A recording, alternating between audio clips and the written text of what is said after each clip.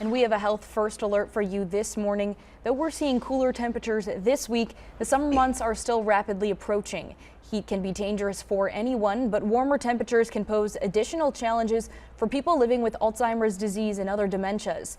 Merritt Morgan spoke to the Alzheimer's Association of North Carolina about the impacts of heat on the disease.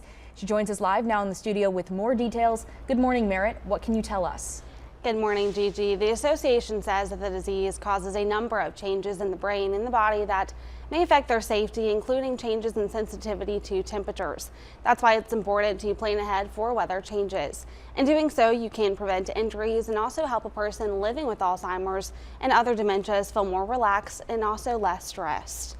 The association recommends making a plan that involves cooler areas, dressing in light clothing, paying close attention at night as temperatures may still be 75 degrees or above during summer months, increasing water intake to stay hydrated, and lastly, preparing for behavioral changes. A common symptom of the disease is agitation and confusion, according to the association. The executive director, Christine John Fuller, says it's best to be ready for those behavioral changes by knowing the symptoms of the disease and how to adjust. However, she says there are a few challenges.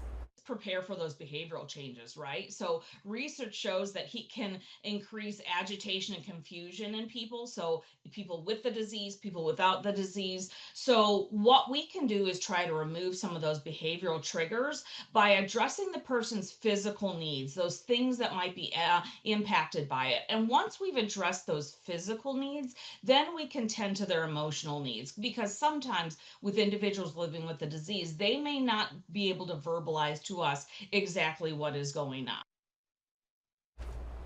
In addition, John Fuller says it's also vital to prevent wandering, another major factor of the disease.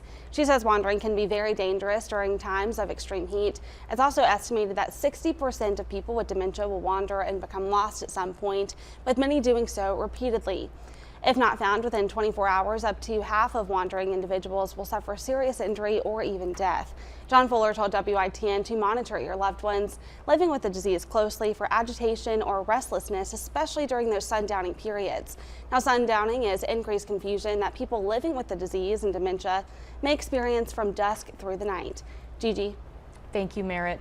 And for more safety tips and information about the disease and the impacts the heat can have, you can visit the Alzheimer's Association's website. The association also offers emergency and community support. A link to that can also be found on our website, WITN.com.